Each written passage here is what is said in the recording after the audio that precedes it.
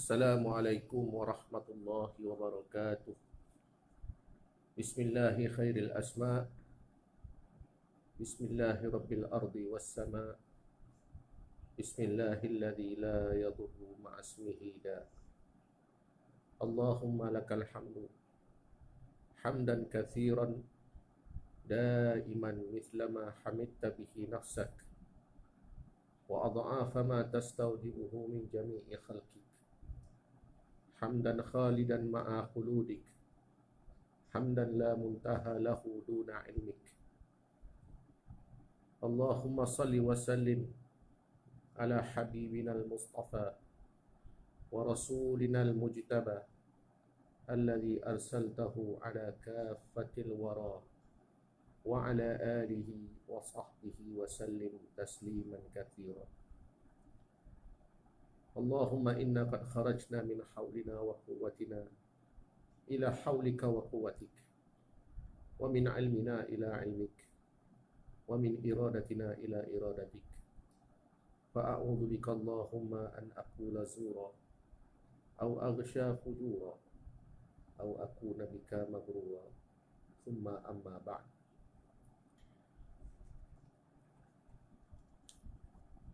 Kita menggunakan kitab Kifayatul Muhtaj pada menyatakan bicara Al-Isra dan Al-Mi'raj bagi Nabi Sahibut Taj sallallahu alaihi wa alihi wasallam. Madamatin nujum fil abraj,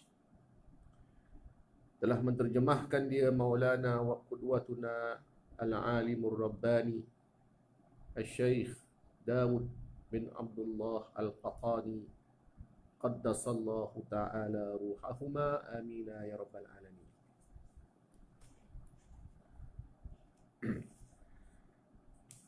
Pada malam semalam kita telah pun membaca daripada muka surat 6 sehinggalah ke muka surat 9, ya.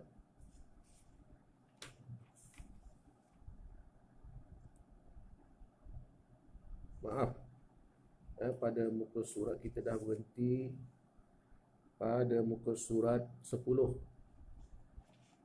baris yang bawah sekali, baris yang terakhir, muka surat 10, kitab Kifayatul Muhtaj. Bismillahirrahmanirrahim. Qala al-musannif rahimahullahu ta'ala wa nafa'na bihi wa bi'ulumihi fid daraini, amina ya rabbal alamin. Kemudian didatangkan dengan Mi'raj, iaitu tangga yang sangat eloknya, tiada melihat segala makhluk yang terlebih elok daripadanya. Tangga yang tidak pernah dilihat oleh mana-mana makhluk pun akan keindahannya, bukan sebagaimana tangga yang kita pernah lihat. Ini adalah gambaran kepada Mi'raj Nabi kita Muhammad sallallahu alaihi wa alihi wasallam, yang membawa naik baginda sallallahu alaihi wasallam daripada Baitul Maqdis ke langit-langit Allah Subhanahu wa taala.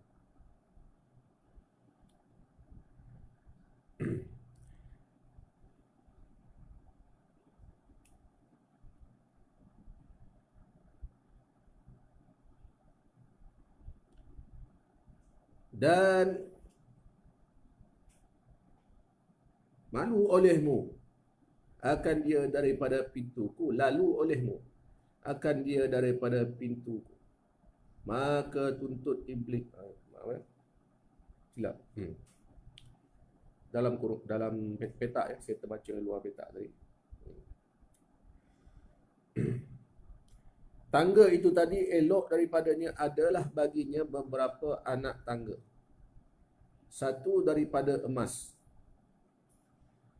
dan satu daripada perak, yaitu dikeluarkan daripada syurga yang bernama Firdaus, ditatahkan dengan beberapa permata yang indah-indah, aksesori tangga tersebut, dan pada kanannya beberapa malaikat, dan pada kirinya demikian pula ada beberapa malaikat, kiri kanan tangga tersebut. Dan tiap-tiap satu tangga kepada satu tangga itu 500 tahun seperti antara langit dan bumi. 500 tahun perjalanan, sebagaimana perjalanan di antara langit, bumi ke langit itu 500 tahun perjalanan jalan kaki lah nisbahnya. Dan satu langit kepada satu langit yang di atas itu 500 tahun juga jarak perjalanan jalan kaki. Kalau nisbahkan jalan kaki, selama 500 tahun jalan kaki barulah sampai daripada satu langit ke satu langit. Tak tergambar kita betapa jauhnya perjalanan jarak yang dijadikan oleh Allah Subhanahu wa taala tersebut. Maka tangga yang pertama daripada Sakhrah diangkat kepada langit yang pertama. Daripada Sakhrah, ini batu yang tempat berdirinya Rasulullah sallallahu alaihi wasallam itu, diangkat kepada langit yang pertama. Maka datang tangga yang kedua pula pada langit yang kedua.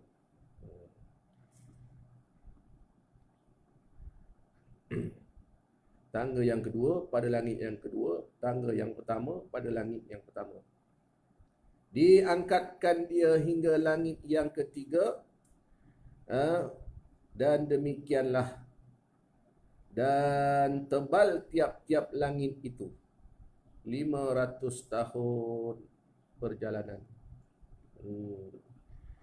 Demikian pula maka mendirikan tangga itu Jibril, maka naiklah ia serta Jibril atas tangga yang pertama. Maka terangkat naik, maka mengikut pula Sakhrah, batu tadi juga terangkat. Batu yang dipijak oleh Nabi sallallahu alaihi wasallam juga terangkat naik, mengikut Nabi sallallahu alaihi wasallam ketika ingin naik ke tangga yang pertama. Maka berkata Jibril, berhenti olehmu. Berkata Jibril kepada batu Sakhrah itu, berhenti olehmu. Sedangkan batu itu telah pun terangkat. Maka berhenti ia.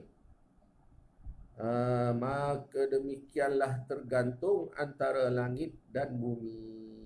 Batu Sakhrah itu tergantung ia antara langit dan bumi. Kerana malaikat Jibril suruh berhenti, tidak suruh kembali. Kalau disuruh kembali, sudah tentu batu itu sudah kembali ke bumi. Tetapi malaikat Jibril suruh berhenti sahaja, maka terapunglah batu tersebut di antara langit dan bumi, dengan tiada bertali hingga hari kiamat. Kalau kita pergi di Qubbatus Sakhrah Baitul Maqdis, kita akan lihat batu itu terapung. Ya, telah dibuat kajian bahawa bila diletakkan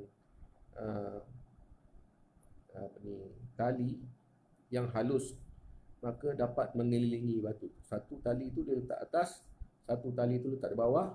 Orang bawah keliling, orang atas pun keliling, tali itu boleh lepas.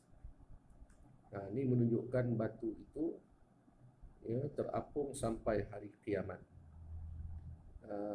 Nak menzahirkan tanda kebesaran Allah Subhanahu wa taala nak menzahirkan mukjizatnya Nabi Muhammad sallallahu alaihi wasallam. Tetapi disebabkan orang Yahudi dan musuh-musuh Islam ini ingin menutup kebenaran, maka mereka pun menyimen batu tersebut, disimennya supaya tak nampaklah batu itu terapung. Diletakkan tiang, diletakkan simen, konkrit dan sebagainya. Ini tidak kelihatan pada hari ini batu itu terapung, tetapi ruang di bawah batu itu masih ada lagi. Inilah mukjizat sakhrah yang terjadi, dan ianya adalah merupakan tanda-tanda kebesaran Allah Subhanahu wa taala dan tanda kemuliaan Rasulullah sallallahu alaihi wa alihi wasallam.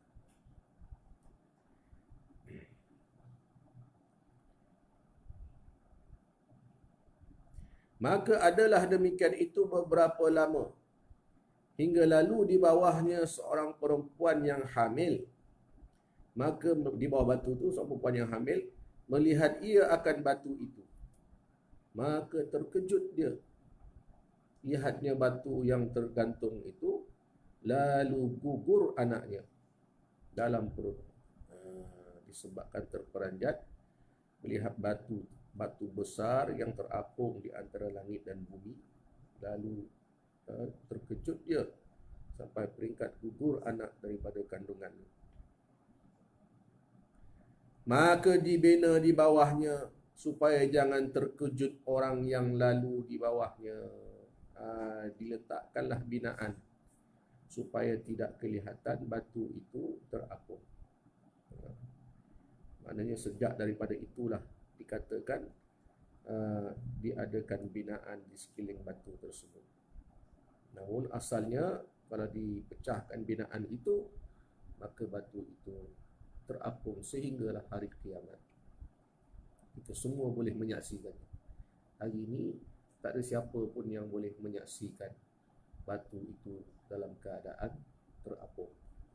Itu dipanggil sakhrah yang berada di bawah kubah yang berwarna kuning keemasan di Baitul Maqdis. Maka adalah antara langit dunia ini satu laut yang makfuf, yakni yang tertegah daripada titik airnya ke bawah. Satu laut yang tak menitik walau setitik pun airnya ke bawah. Di langit dunia. Di langit dunia. Langit yang pertama. Maka adalah besarnya jikalau dinisbahkan dengan segala laut dunia ini, seumpama setitiknya jua. Betapa besarnya laut dunia ini setitik daripada laut makfuf yang berada di langit yang pertama. Maka naiklah keduanya, yakni Nabi Muhammad sallallahu alaihi wasallam dan malaikat Jibril itu, hingga sampai kepada langit dunia pada pintu yang dinamakan Babul Hafadhah, dan yang menunggu dia malaikat, namanya satu malaikat menunggu di pintu tersebut. Namanya Ismail, tiada ia naik ke atas dan tiada ia turun ke bawah. Malaikat tu di sini tulis kata namanya Ismail, iaitu dia tidak pernah naik ke atas ataupun turun ke bawah. Di situ saja. Sekali, melainkan pada hari wafat Nabi sallallahu alaihi wasallam juga malaikat ini turun menziarahi jenazah Nabi sallallahu alaihi wasallam ketika wafatnya baginda sallallahu alaihi wasallam. Selepas itu kembali dia ke posisi yang ditetapkan oleh Allah Subhanahu wa taala, tidak berganjak walau sedikit pun. Dan adalah sertanya 70,000 malaikat di bawah khidmatnya. 70,000 malaikat yang berkhidmat untuk malaikat yang menjaga Babul Hafazah ini. Kata ulama-ul hikmah, kata ulama-ulama yang bijaksana di kalangan hukama, bahawasanya adalah langit dunia itu dijadikan daripada mauj yang makfuf, yakni daripada ombak yang tertegah, adalah ia terlebih putih daripada labat, lebih putih daripada susu. Dan nyata hijau itu daripada hijau Bukit Qaf, terdapat warna hijau daripada hijaunya Bukit Qaf, kerana ia dijadikan daripada zamrud yang hijau, sejenis batu yang mempunyai isi kandungan ataupun yang berwarna hijau dipanggil zamrud. Itu hal keadaan menurut pendapat ulama berkenaan dengan langit dunia itu.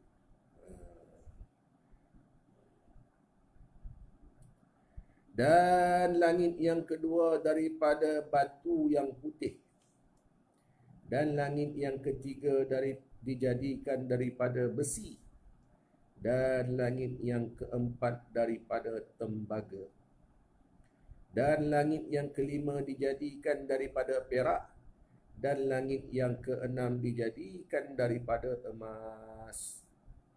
Dan langit yang ketujuh dijadikan daripada yakut yang merah, seperti batu juga yang berwarna merah, yakut. Adapun kursi itu, kursi itu lagi makhluk Allah Subhanahu wa taala, yang besar, yang dijadikan, yang dimuliakan oleh Allah Subhanahu wa taala, itu panggil kursi. Kursi itu maka dijadikan daripada yakut yang putih, batu marmar yang berwarna putih, yakut yang putih. Dan arash, makhluk yang paling besar sekali, dijadikan daripada yakut yang hijau, batu gemerlapan yang berwarna hijau. Tadi batu yang hijau tadi, satu batu zamrud, itu pada langit yang pertama. Ini arash ni bukannya hijau daripada batu zamrud, tapi hijau daripada yakut. Maknanya ini lebih cantik daripada yang dikatakan sebagai zamrud itu tadi. Kata Ka'ab bin Al-Ahbar,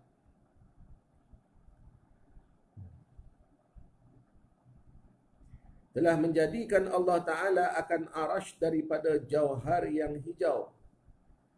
Jauhar ni benda yang bersusun-susun, berwarna hijau. Baginya 1000,000.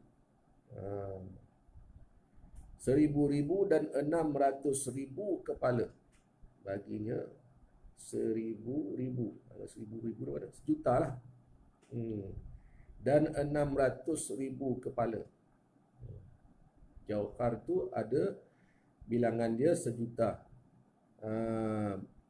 susunannya, dan 600,000 kepalanya bahagian atasnya, dan tiap-tiap satu kepala itu 1000,000.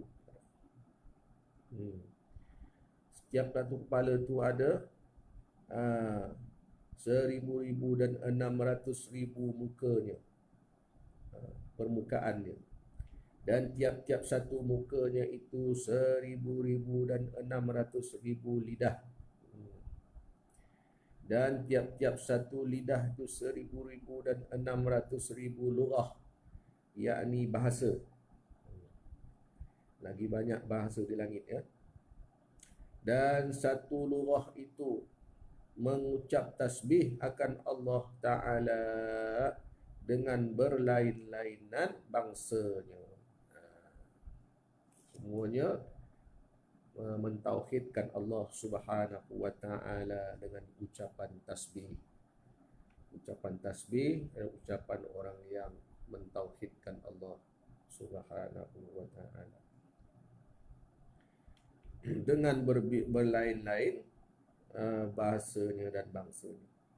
Maka menuntut buka Jibril, maka berkata yang menunggu pintu langit dunia itu, siapa ini? Ditanya pula oleh malaikat yang menjaga pintu langit itu, bertanya kepada Jibril, siapa ini? Ini merujuk kepada Nabi Muhammad sallallahu alaihi wasallam yang bersama dengan malaikat Jibril pada ketika itu. Maka sahut ia, aku Jibril. Dan katanya pula, siapa serta kamu? Katanya Muhammad. Malaikat Jibril jawab, yang berserta aku ialah Muhammad.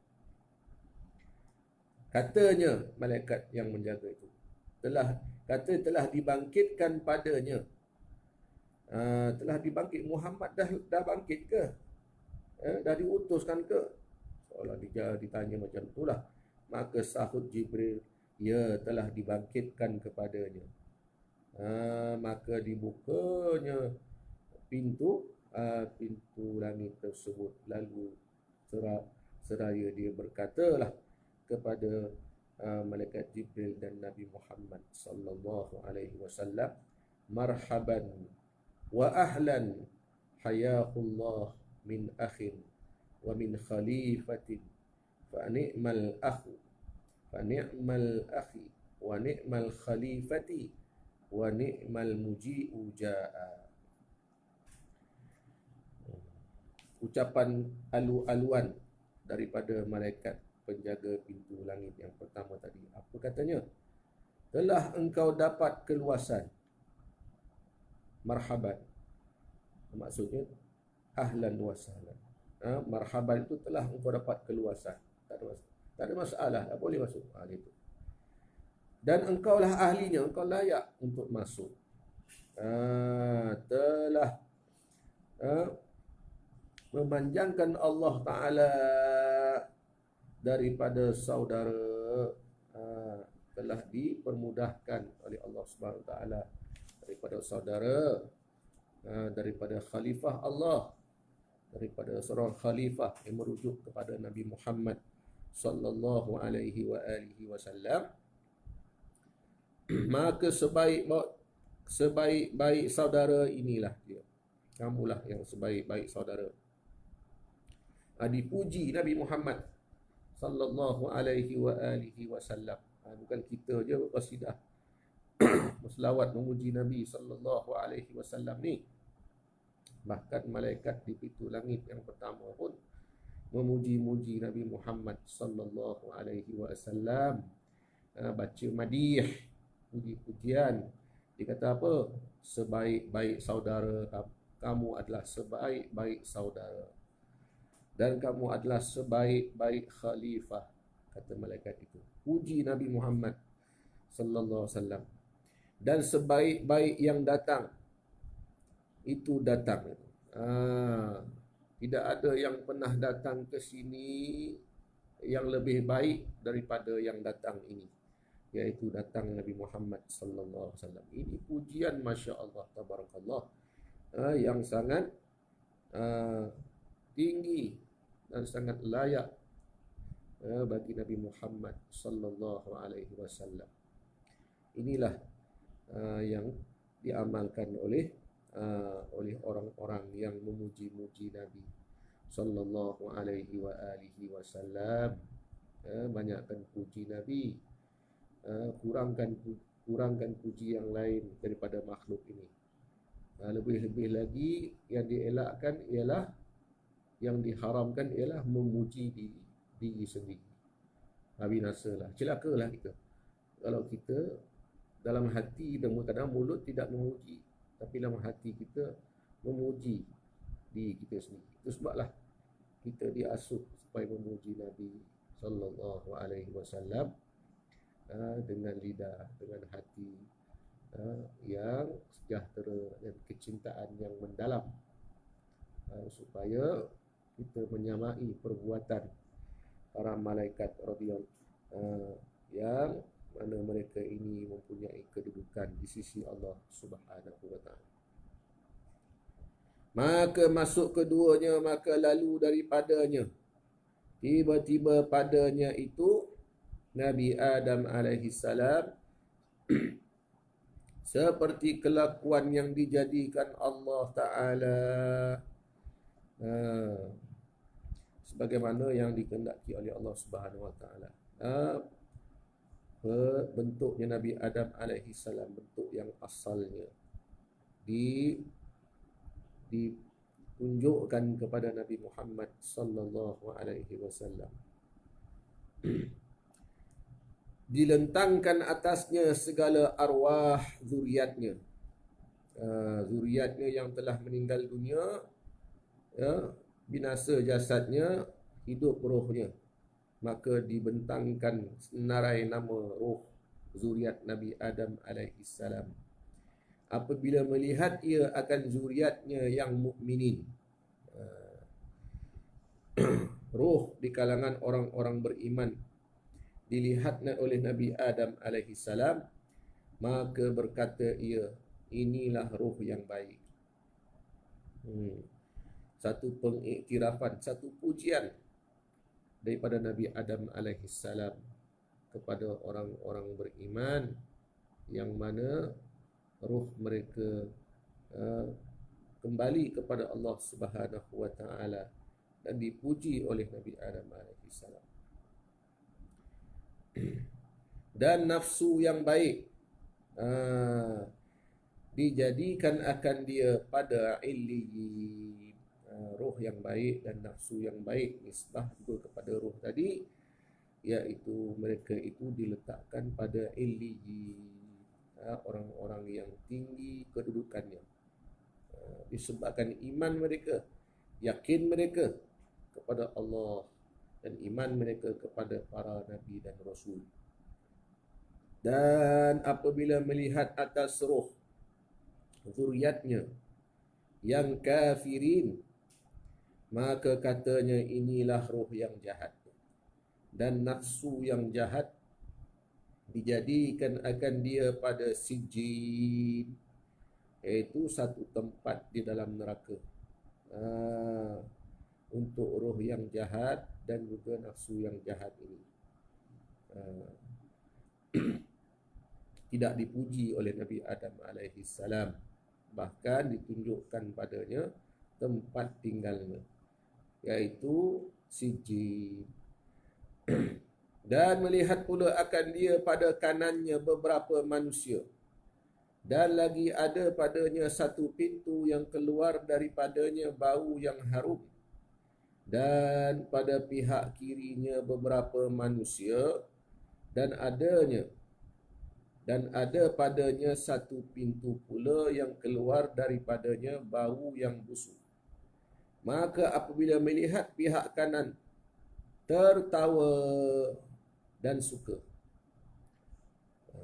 Dan apabila melihat ketawa dan suka, iaitu Nabi Adam tadi ketawa dan sukalah melihat pihak kanan yang harum, ya, baunya. Dan apabila melihat pihak kiri yang busuk tadi, duka cita dia Nabi Adam alaihi salam melihat zuriatnya berada di sebelah kiri. Duka citanya, sedih dia dan menangis ia, menitislah air mata Nabi Adam alaihi salam. Itulah hal keadaannya Nabi Adam alaihi salam pada langit yang pertama. Maka memberi salam Nabi sallallahu alaihi wasallam kepada Nabi Adam alaihi salam, maka menjawab salam Nabi sallallahu alaihi wasallam, waalaikumsalam. Kemudian berkata Nabi Adam tadi, marhaban bil ibni salih wan nabi salih. Telah dapat keluasan, marhaban, kaulah, tak ada masalah, marilah, telah dapat keluasan dengan anak yang soleh, iaitu Nabi Muhammad ke zuriat Nabi Adam alaihi salam, nisbah dia panggil anak, Nabi Adam panggil Nabi Muhammad ni anak yang soleh. Dan menurut zuriatnya, dan dari segi kedudukannya, Nabi Adam panggil dan wan nabi soleh, dan Nabi yang soleh. Ini menunjukkan Nabi Adam mengetahui kedudukan Nabi Muhammad sallallahu alaihi wasallam, iaitu Nabi yang soleh. Di sini juga ada unsur-unsur pujian Nabi Adam alaihi salam kepada Nabi Muhammad sallallahu alaihi wasallam. Malaikat jumpa Nabi, malaikat puji Nabi Muhammad SAW. Nabi Adam jumpa Nabi Muhammad sallallahu alaihi wasallam, Nabi Adam pun puji Nabi Muhammad sallallahu alaihi wasallam. Kenapa tidak kita ini tuan-tuan memuji Nabi sallallahu alaihi wasallam, sedangkan penduduk langit sibuk memuji Nabi Muhammad sallallahu alaihi wasallam. Maka sabda Nabi sallallahu alaihi wasallam, ya Jibril, apa laki-laki ini dan apa manusia yang banyak-banyak dan apa pintu ini? Maka kata Jibril, inilah bapa tuan hamba Adam, dan yang di kanan dan yang di kirinya itu daripada beberapa manusia zuriatnya. Yang pihak kanan itu ahli syurga, dan yang pihak kirinya itu ahli neraka.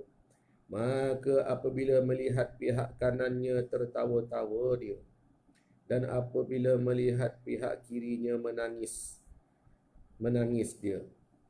Dan pintu yang pihak kanan itu pintu syurga, dan bau yang keluar daripadanya itu bau syurga, harum. Dan pintu yang pihak kiri itu pintu neraka, dan baunya itu bau neraka, busuk sekali. Maka apabila melihat zuriatnya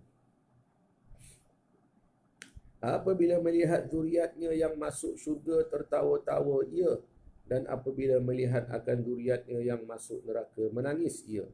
Kemudian maka berjalan pula ia, maka didapatnya akan mereka yang memakan riba. Golongan yang memakan riba. Ini macam tauke bank konvensional, tauke ahlo. Inilah golongan dia, golongan memakan riba ni.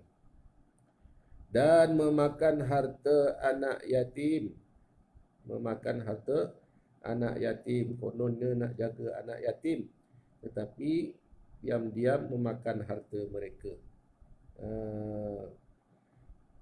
Ini golongannya ada ditemukan oleh Nabi sallallahu alaihi wasallam. Hal keadaan mereka, apa yang ditonjolkan itu adalah hal keadaan, untuk Allah Subhanahu wa taala memperlihatkan tanda-tandanya. Dan dapat pula ada mereka itu yang berzina, hal keadaan mereka yang berzina atas kelakuan yang terlebih jahat dan keji.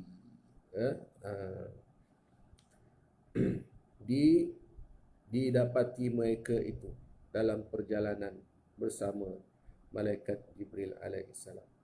Kemudian melihat akan orang yang berzina itu bergantung dengan susu mereka itu.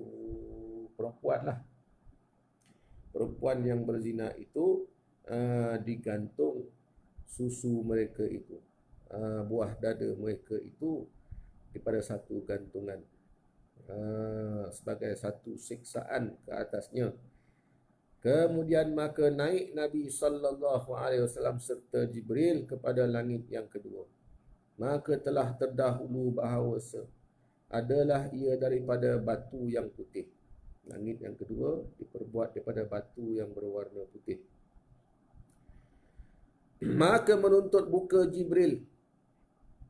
Jibril pun minta supaya dibukakan pintu langit tersebut. Maka berkata yang menunggu pintu itu, ada penunggu dia, itu satu malaikat yang menunggu dia. Lalu dia bertanya, siapa ini? Maka kata Jibril alaihi salam, katanya, dan siapa serta kamu? Siapa kamu ni dan siapa serta kamu? Maka katanya, Muhammad, dan kata telah dibangkitkan ke aku adalah Jibril dan serta aku adalah Muhammad. Lalu katanya telah dibangkitkan kepadanya, adakah Muhammad telah pun dibangkitkan, telah pun dizahirkan di dunia? Maknanya sebelum ini dia telah pun dikhabarkan, malaikat-malaikat di langit ini telah pun dikhabarkan akan kebangkitan Nabi Muhammad sallallahu alaihi wasallam sebagai nabi akhir zaman. Tinggal lagi mereka tidak diberitakan, ada di kalangan mereka yang tidak mengetahui kebangkitan tersebut. Tetapi bila dibawa oleh malaikat Jibril alaihi salam ke pintu-pintu langit, maka barulah mereka dapat kepastian bahawa Nabi Muhammad sallallahu alaihi wasallam yang bersama dengan Jibril alaihi salam itu telah dibangkitkan, telah diutuskan, telah diamanahkan oleh Allah Subhanahu wa taala menjadi rasulnya di bumi, di membawa rahmat ke seluruh alam. Katanya bahkan ya, Muhammad itu telah pun dibangkitkan.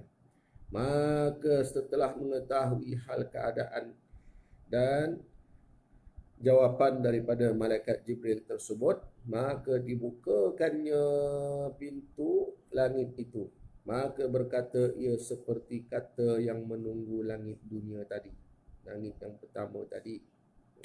Marhaban bil marhaban, diucapkan perkataan marhaban, persilakanlah masuk. Itulah sambutan yang diberikan terhadap baginda Rasulullah sallallahu alaihi wasallam, dan malaikat Jibril alaihi salam memasuki pintu langit yang dibukakan itu.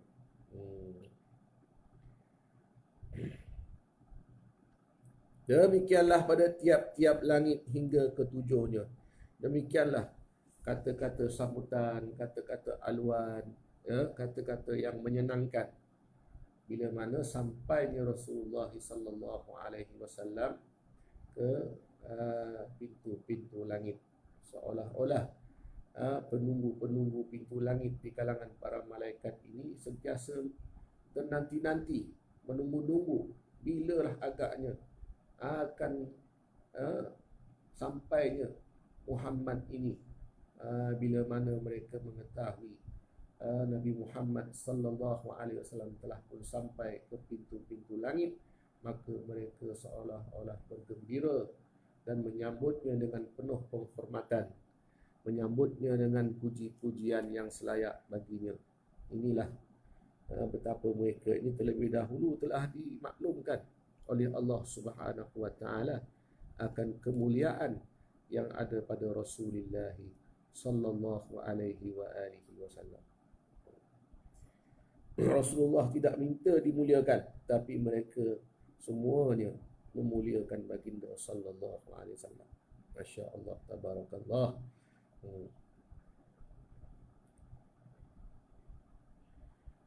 Masuk keduanya, maka tiba-tiba ada padanya dua anak saudara ibunya, yaitu Isa dan Yahya. Ibu anak saudara ibunya itu Isa dan Yahya, yaitu anak Zakaria. Hal keadaannya menyerupa salah seorang bagi taulannya. Mirip Isa dan Yahya ini, hampir serupa.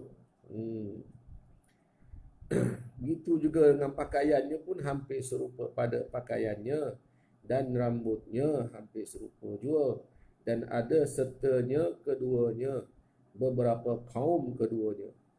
Pengikut-pengikut Nabi Isa ada pun bersama, ditunjukkan ahwal keadaan mereka itu. Begitu juga dengan pengikut Nabi Yahya. anak kepada Nabi Zakaria. Dan tiba-tiba adalah Isa. Adalah Isa itu bulat tubuhnya, lagi sederhana. Ini yang digambarkanlah, sederhana. Dan warna tubuhnya antara merah dan putih, putih kemerah-merahan begitu. Begitu. Seperti juga Nabi kita Muhammad sallallahu alaihi wasallam, putih kemerah-merahan, antara merah dan putih. Dan terdahulu dan bukan dahulu, dan terhulur rambutnya, seolah-olah ia keluar daripada tempat mandi dengan air panas. Rambutnya terurai. Maknanya rambutnya itu kalau lepas mandi itu rambutnya ke bawah seperti kan? Tak adalah kombang sebagainya, tidaklah. Seolah-olah macam orang baru lepas mandi. Itu hal keadaan yang diceritakan pada langit yang yang seterusnya ini.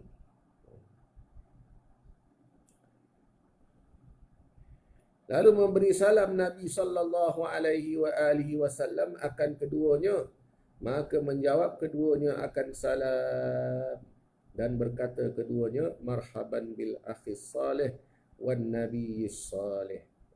Ucapan kata-kata aluan dan juga puji-pujian kepada Nabi Muhammad sallallahu alaihi wasallam.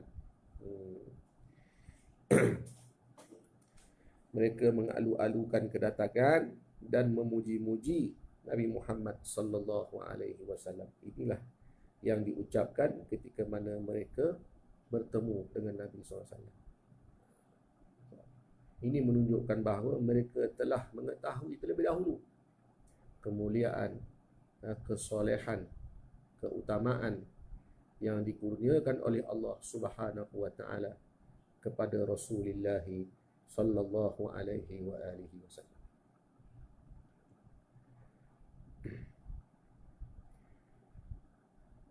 Telah dapat tempat keluasan dengan saudara yang saleh dan Nabi yang saleh. Dinisbahkan juga pada Nabi Muhammad sallallahu alaihi wasallam ni saudara, akhud. Seolah-olah macam adik-beradik, saudara. Walaupun bangsanya berlainan. Walaupun Nabi Isa alaihi salam ni bangsanya Bani Israel. Itu juga dengan Nabi Yahya, Nabi Zakaria. Nabi Muhammad ni bangsanya bangsa Arab, akan tetapi mereka tetap menganggap bahawa para nabi itu bersaudara, seperti adik-beradik, satu ibu, satu ayah, seolah-olah begitu. Sebab itu dipanggil akh, iaitu saudara. Saudara dalam agama, saudara dalam i'tiqad, saudara dalam iman. Kemudian dan mendoakan keduanya dengan kebajikan. Mereka mendoakan Nabi Muhammad sallallahu alaihi wasallam, Nabi Yahya dan Nabi Isa tadi mendoakan Nabi Muhammad sallallahu alaihi wasallam dan juga malaikat Jibril alaihi salam. Didoakan oleh Nabi Isa dan Nabi Yahya tadi.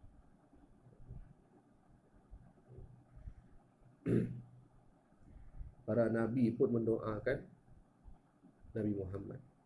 Apatah lagi kita umatnya, kenapa tidak kita mendoakan Nabi Muhammad sallallahu alaihi wasallam. Sebab itulah kita diajar mendoakan baginda. Kita diajar selawat kepada baginda sallallahu alaihi wasallam, dan doakan dengan doa-doa yang baik untuk baginda sallallahu alaihi wasallam. Adalah rahsia dia, adalah hikmat dia. Sekini kita mengamalkannya. Kemudian maka naik pula keduanya kepada langit yang ketiga. Tadi langit yang kedua. Telah terdahulu bahawa ada ia daripada besi, diperbuat daripada besi. Maka menuntut buka malaikat Jibril. Diminta supaya dibukakan pintu langit tersebut. maka dikatakan baginya seperti dahulu. Ada juga penunggunya daripada satu malaikat yang menunggu. Hal keadaannya seperti di langit yang kedua. Ditanyanya soalan yang sama juga. Seperti dahulu juga jawabnya. Demikian lagi pada tiap-tiap langit yang akan datang nanti. Langit 5 nanti, langit 6, langit 7. Macam tu juga halnya. Sama aja, standard je. Cara sambutan dia, cara doa dia, cara puji dia sama. Jadi ini menunjukkan bahawa memuji Nabi Muhammad sallallahu alaihi wasallam ni sesuai diamalkan oleh semua peringkat. Di langit pertama, langit kedua, langit ketiga, langit keempat, langit kelima, langit keenam, langit ketujuh, perkataan yang sama. Menunjukkan apa?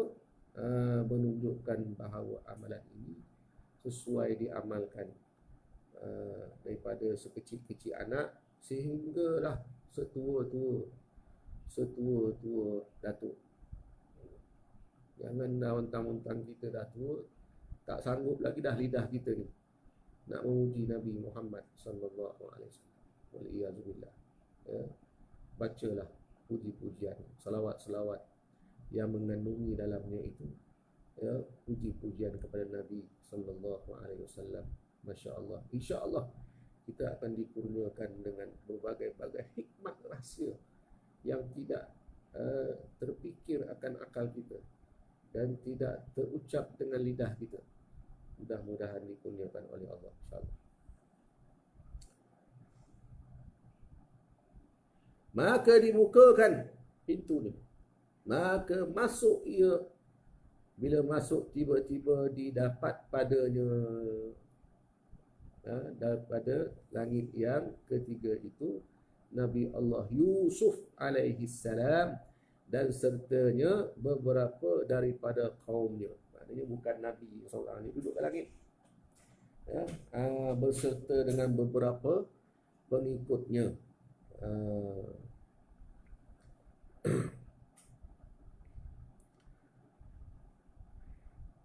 Menunjukkan bahawa para nabi, para rasul alaihi wassalatu wassalam sebab mereka di dunia dulu, mereka ni bekerja menjalankan perintah Allah Subhanahu wa taala, melakukan apa yang disuruh oleh Allah Subhanahu wa taala. Buktinya tu ada pengikut dia. Maknanya ada seruan yang mereka sampaikan. Dan ada di kalangan manusia makhluk yang mengikutnya. Ini dalil membuktikan bahawa nabi-nabi yang ada seperti Nabi Yusuf alaihi salam ni bukanlah seorang raja yang mewah, yang mempunyai berbagai-bagai kemudahan, kemewahan, tidak mempedulikan orang lain, tidak ada pengikut dan sebagainya, hanya ada askar saja. Tidak. Nabi Yusuf alaihi salam, raja yang memerintah negara Mesir, turut ada pengikut-pengikut yang beriman, taat setia kepadanya. Maka memberi salam Nabi sallallahu alaihi wasallam, maka menjawab ia akan salam. Nabi Muhammad sallallahu alaihi wasallam memberi salam kepada Nabi Yusuf alaihi salam, lalu dijawab salamnya oleh Nabi Yusuf alaihi salam. Maka berkata ia, selepas jawab salam, berkata ia dengan perkataan dan pujian sambutan yang sama, iaitu marhaban bil akhis salih wan nabiyyi salih. Telah terdapat tempat keluasan dengan saudara yang saleh dan nabi yang saleh, dan mendoa ia dengan kebajikan. Maka tiba-tiba, kitab ni manjang tiba-tiba je, supaya kita ni excited lah nak tahu kan. Kalau kita bercerita pada anak-anak tu, tiba-tiba dia pun excited nak tahu, padahal bukan ada apa pun. Tapi nak ceritanya, tiba-tiba adalah ia terlebih elok barang yang dijadikan Allah Ta'ala handsome. Nabi Yusuf alaihi salam. Telah dilebihi daripada segala manusia dengan keelokannya, seperti seolah-olah seperti bulan atas segala bintang-bintang. Nampak seolah-olahnya begitu ya.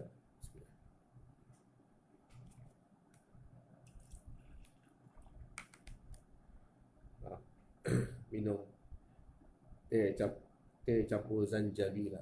Wa yusqawna fiha ka'san kana mizajuha zanjabila. Amalkan minum air halia zanjabil sebagai satu ikhtiar untuk kita melawan jangkitan COVID-19. InsyaAllah ada petunjuk daripada Quran. Wa yusqawna fiha ka'san kana mizajuha zanjabila. Bismillah.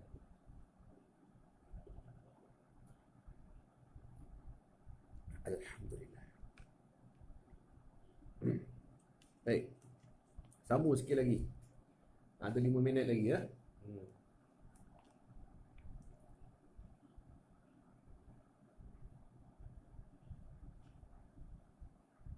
Seperti bulan atas segala bintang. Itulah betapa indahnya wajah susuk tubuh Nabi Yusuf alaihi salam, disaksikan oleh Nabi Muhammad sallallahu alaihi wasallam.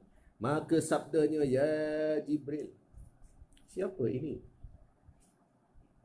Seolah-olah tak kenal dengan Nabi Muhammad bersama dengan Jibril alaihissalam. Maka kata malaikat Jibril, inilah saudara tuan hamba.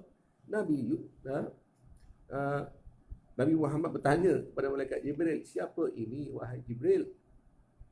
Maka katanya, inilah saudara tuan hamba Nabi Yusuf, anak kepada Nabi Yaqub.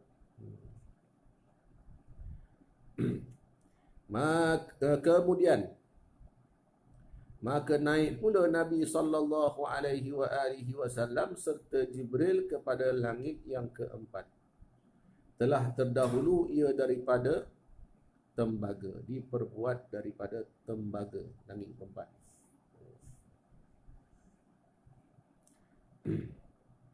Maka menuntut buka Jibril pintu langit tersebut, dikatanya seperti dahulu jua.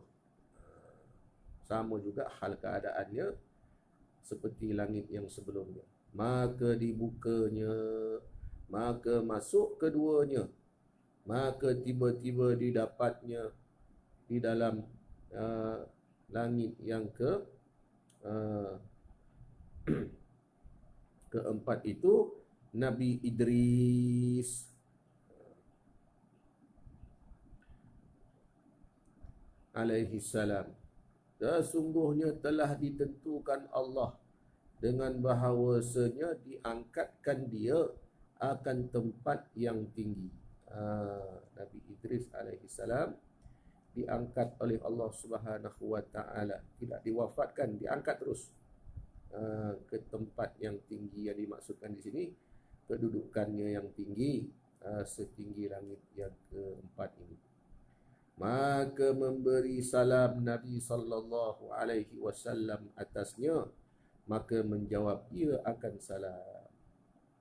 Nabi maka berkata ia, iaitu Nabi Idris tadi, marhaban bil ibni salih wan nabi salih. Bukan akhi, tadi saudara. Sekarang ini Nabi Idris mengatakan marhaban, selamat datang, ahlan wa sahlan kepada anak yang soleh dan Nabi yang soleh. Puji-pujian telah dapat tempat keluasan dengan anak yang soleh dan Nabi yang soleh, dan mendoakan ia dengan kebajikan. Didoakannya Nabi Muhammad sallallahu alaihi wasallam. Itu juga apa yang terjadi pada Nabi Idris. Faedah adalah Nabi Idris itu hidup berjumpa dengan Nabi dengan ruh dan jasad. Tak sama macam Nabi lain tadi. Ya, Ah, sama keadaannya dengan Nabi Isa alaihi salam. Itu juga jumpa dengan roh dan jasad. Nabi Yahya dengan roh saja, sebab dia dibunuh oleh kaumnya. Ah, Demikian juga Nabi Yusuf hmm, bertemu ah, dalam keadaan rohnya. Ada juga ulama mengatakan semuanya bersama roh dan jasad. Tapi itu perselisihan pendapat saja. Dengan roh dan jasad tiada ia mati, sebab dia tidak mati, tidak berpisah di antara roh dan jasadnya. Pada tiup sangkakala kemudian, kerana ia sudah mati dahulu, kembali hidup pula. Dia tidak mati sampailah tiup sangkakala nanti, barulah dia mati. Kemudian barulah selepas itu tiupan yang kedua sangkakala, barulah dihidupkan semula Nabi Idris tadi. Maka adalah ia tiada dibinasakan seperti Haur dan Wildan dan Arash, tiada dibinasakan.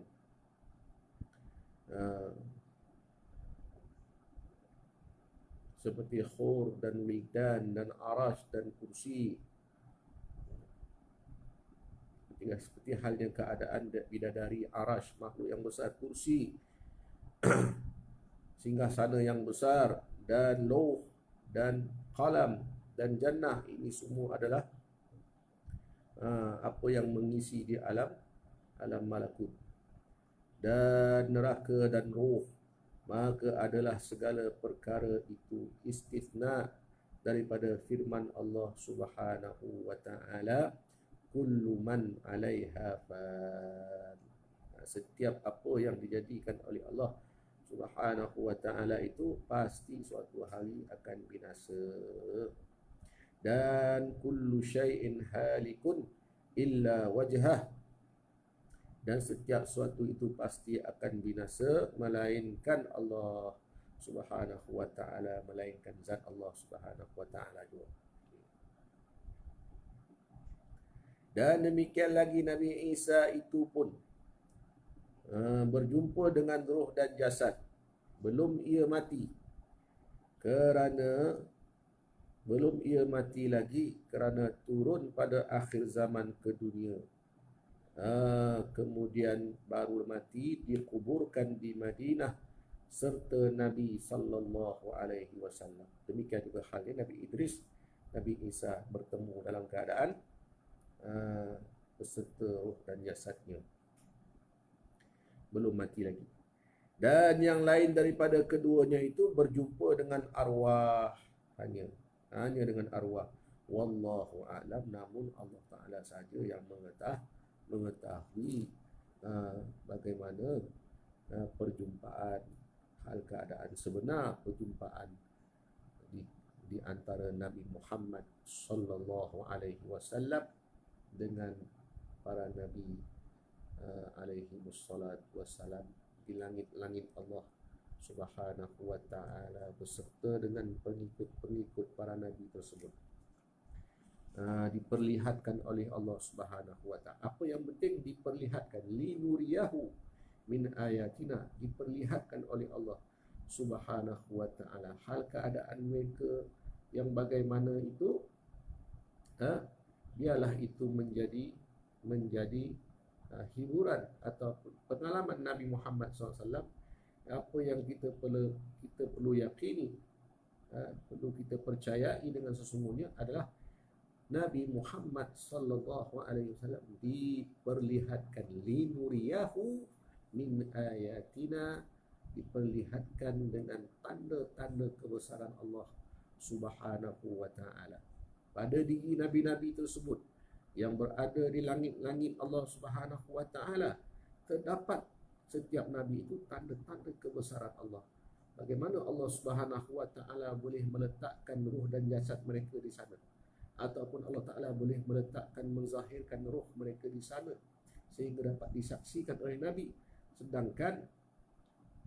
Sedangkan nabi-nabi yang lain juga banyak dijadikan oleh Allah Subhanahu wa taala. Kenapa mereka sahaja yang ada di sana? Inilah tanda Allah Taala nak menzahirkan tanda-tanda kebesarannya. Dan kita akan ketemu berbagai-bagai iktibar daripada peristiwa Al-Isra dan Mi'raj Nabi Muhammad sallallahu alaihi wa alihi wa sahbihi wa baraka wa sallam.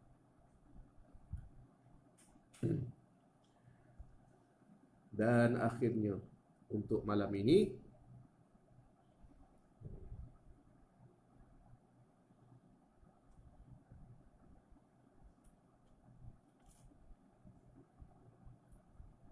maka dibukakan bagi keduanya, maka masuk keduanya.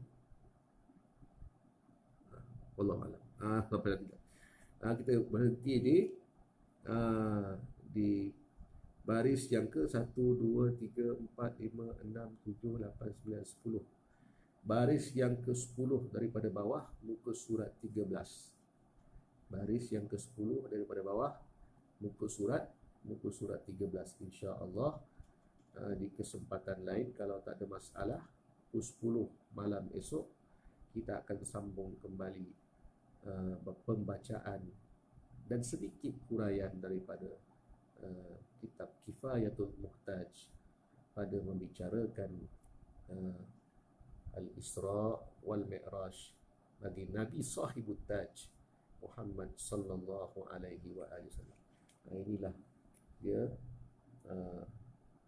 muka depan kitab ini.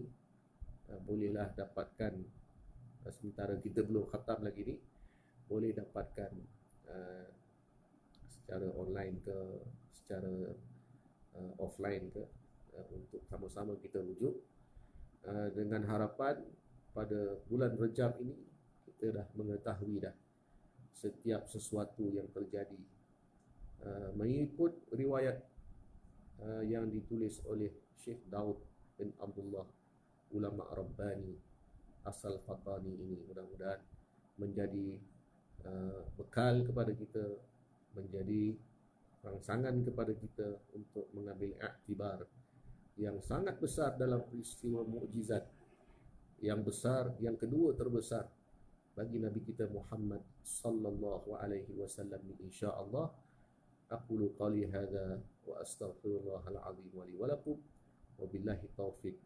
Wassalamu alaikum warahmatullahi wabarakatuh. Bismillahirrahmanirrahim. Alhamdulillahi rabbil alamin. Wassalatu wassalamu ala sayyidil mursalin sayyidina Muhammad wa ala alihi wa sahbihi ajma'in. Allahumma ya halim khalliqna bi khuluqil hilmi wa haqiqna bi haqa'iqil ilmi wahdina bi nuril fahmi innaka ala kulli syai'in qadir. Wa sallallahu ala maulana Muhammadin nur al-mudhibi lin nisyan bi nuri wa ala alihi fi kulli lamhatin wa nafasin adada ma wasi'ahu ilmuka amin. Walhamdulillahi rabbil alamin wal afu minkum wabillahi taufiq. Wassalamu alaikum warahmatullahi wabarakatuh.